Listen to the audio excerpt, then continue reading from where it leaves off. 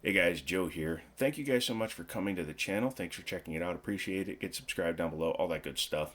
And let's talk about Liberty Arms real quick. My buddy's store down in Harrisonburg, Virginia. You can Google it. I can't put it in the description. They've been around, now it'll be going on 3 years. Doing okay. The pandemic really screwed everything up. So if you guys could do me a big favor, if you're looking for something in particular, contact them. Say, hey, you saw it on the Jiminy Show, or you saw the Jiminy Show where he was showing some stuff that you let him borrow, and I'd like to get something from you. You show them love, they show me love. It's a big old circle of love. Or I guess it would be a heart shape. Like that. And that would be really appreciated. That way they know that it works so that they can keep on letting me borrow stuff. A guy called from Washington State. We're in Virginia, so it does work. So, enough of the pandering. Let's get to the video. Are you guys familiar with Wilson Combat? If you are an enthusiast like me, then I'm sure you are. Wilson Combat makes one of the finest lines of 1911s that I've ever had the honor of touching. And this one that we're going to be looking at today is no different. That's why I call it a perfect 10, because it's 10 millimeter and it's set up almost perfect. As you can see, nothing. We're good. But this is a 1911 chambered in 10 millimeter. Semi-auto. And according to the non-markings on here, I'm going to assume this is also an 8-rounder, possibly a 7-rounder. Don't have any 10 millimeter, otherwise I would have filled the mag.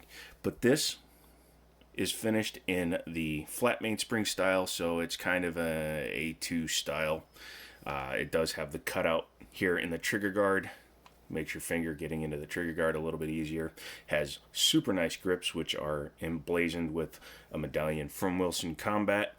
Front strap, back strap checkering, magwell, skeletonized hammer, skeletonized trigger, or at least lightened trigger, front and rear slide serrations, and what I think is one of the best sight pictures, or the best ways of getting a sight picture out there. Black rear sight, fiber optic front. You can easily see how easy it is to find that red dot in the front. One concern I've heard about some early Wilson Combats, and this is an earlier build of the Wilson Combat, is some people say that that front sight's a little bit thin. You can see how much air there is around that front sight. It shouldn't bother me too much. As long as you keep it at the right level and centered, you should be just fine. Yeah. Doesn't have a rail. I've shown other ones that have rails and stuff, but this one is all black except for the bushing up here. I've put that bushing on a Sig Nightmare before. And then, of course, the barrel, which is just a stainless steel barrel. I like the way this one is finished, all completely blacked out. Normally, you'll find one that has like a chrome beaver tail or safeties or a hammer. But no, this is a stealthy looking gun. These grips are G10 material. They have a nice cutout here for your thumb, so you can hit that mag release no problem. Wilson Combat mags, these are designed to work with the magwell. So as you see, fits inside the magwell. Something to keep in mind, if you are going to add a magwell to your 1911, you have to pay attention to what mags you use. You need a style like this, where the base pads are only as wide as the magazine itself. Otherwise, you won't clear some of these magwells. I've run the Wilson Combat magwell on a couple of my 1911s. I like them. They make it really easy to just throw a mag in there. Not that it's all that hard, but it's nice just to be able to go like that and get that little edge, so even if you miss, it'll just go in. But I'm a 1911 guy, so I kind of have some practice with it. Single action only, of course, so this is designed to be carried in the cocked and locked fashion. Like that Nighthawk Custom I looked at, this thing has a super loud and definite safety. You definitely know when this one is being put to the on position. Yeah. Adjustable trigger. As you can see, this one has the adjustment all the way back, so it's going to be a shorter trigger pull. And the hammer being extremely light. Let's see. Helps if you grab the trigger guard the right way. And drop the safety. Somebody's a dum-dum. There we go. Very nice trigger. Probably in the 3 pound, 4 ounce range, I'd say. It's as light as that Nighthawk Custom. The Nighthawk Custom was slightly smoother, but not by much. And since there's so little travel, the reset is literally just let it go and go into the next shot. Because the stop is all the way in, the trigger doesn't go in as far, so it's not going to come out as far either. Sorry, that's my nerve damage there. But the 10 millimeter is an impressive round. This one is actually the boss's gun.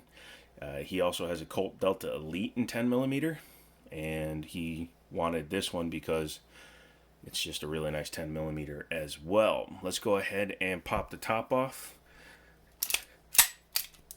Safety first. Finger. Oh yeah, I forgot to mention this one has a very nice flat topping with anti-glare serrations on the top. Novak style rear sight. Even though it's a Wilson Combat branded one. But yeah, I forgot to mention that. Sorry. I apologize. Sometimes I get ahead of myself. But yeah, that's a very nice thing to have. In bright light, it will reduce the glare. But back to disassembly. Make sure that it's clear. Go ahead and put the safety in the on position. I do that to keep the slide from moving back while I'm disassembling the firearm. A lot of 1911s, after they've been used a little bit, and this is a used piece, you can actually pull the guide rod and everything out without having to use a bushing tool. I would recommend a bushing tool if you're not familiar with the guns, because the bushing tool gives you a little bit of added safety in that it will hold down the plug a little bit better. But once you've done that, go ahead and drop your safety, bring it back to the takedown. The takedown, not the lock. There you go. Push out your slide lock. Being careful because of this finish will scratch pretty easy. And there you go. Just take it apart. Half-length guide rod, just like on all the other Wilsons we looked at. This one also has the spacer in it. Makes the spring a little bit tighter without actually having to have a heavier spring. Somebody mentioned that 1911s and 45 typically have a 16-pound spring. I'm not sure if the 10 millimeter is the same. It feels a little bit tighter. Might be a little bit tighter wound because the 10 mil is a pretty powerful round. But once you do that, take your bushing, which was over there, slide it over here. Should pull straight off. Make sure your lug or your lockup there is in the downward position and just pull the barrel out. Like I said, very nicely finished. I like how they crowned it a little bit, so it has a little bit of a nicer finish on the end of it. Some of the cheaper guns, they're just flat finished, which is fine, but this is just the extra step. It makes it look a little bit nicer. As you can see, it's definitely been used, but you know what? That's what these guns were made for. They were designed to be shot, so shoot them, dang it, or sell them. Sell them to Liberty Arms. Harrisonburg, Virginia, Google it. And we'll make sure they find good homes. But yeah, nice barrel, nicely finished. Nice rifling inside. It looks like it's a pretty aggressive twist pattern to that striations in there. I forget words all the time now. But yeah, the grooves for the rifling. There it is. Rifling is pretty nice. Taking a look at inside the slide. Of course, it's going to be finished very nicely. No finishing marks that I really want to speak of. That's just dirt inside there. This is a Series 70 style internal, which means it does not have a drop safety, which purists will tell you will give you a more precise trigger feel. And I believe that. I've had a Series 70 and a Series 80 style internal guns, and they do feel different, slightly different, because there's extra moving parts on the Series 80. When you pull the trigger, it's still the same style trigger, but when you pull the trigger, it has to push up on the drop safety. Without the drop safety, you get a much more pure feeling firing firearm.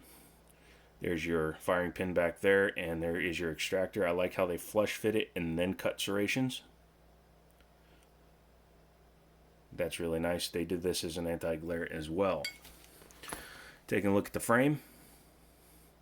Again, exceptionally finished. Very nice.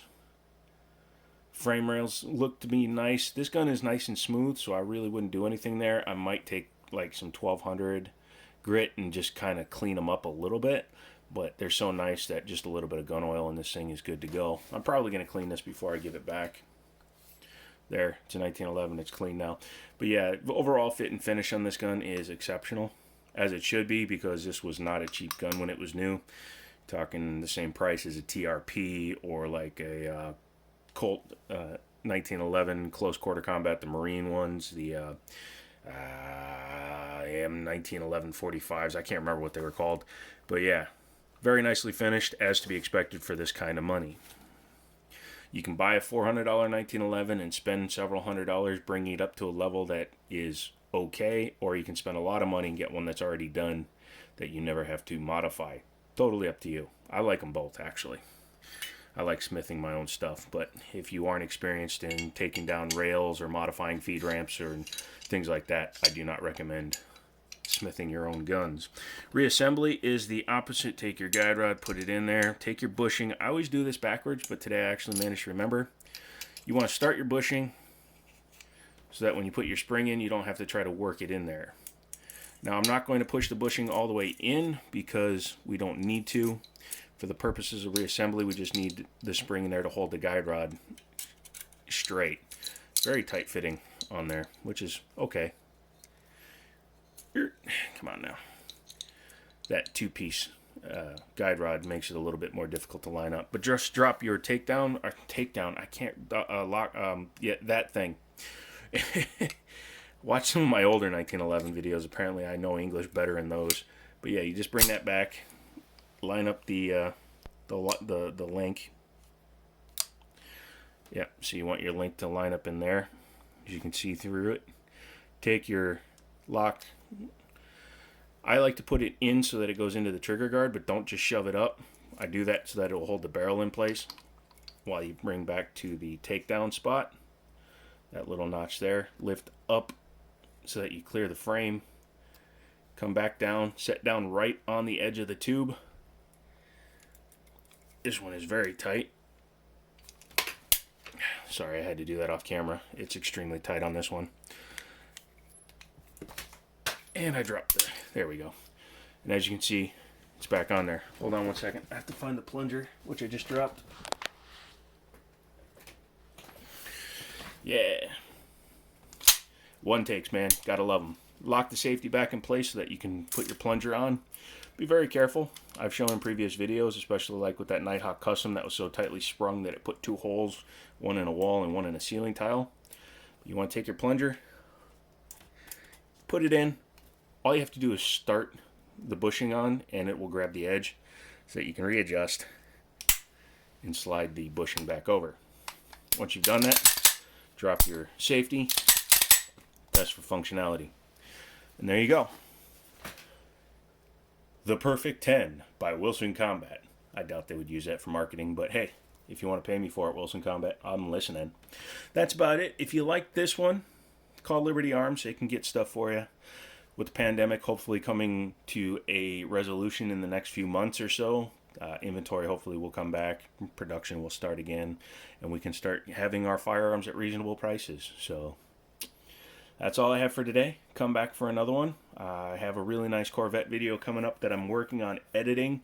I had to work around an over-enthusiastic viewer of the car who kept getting in the shot, so it's going to be all voiceover. And yeah, just come back for the next video. And, as always, I'll talk to you later. Dirty hand.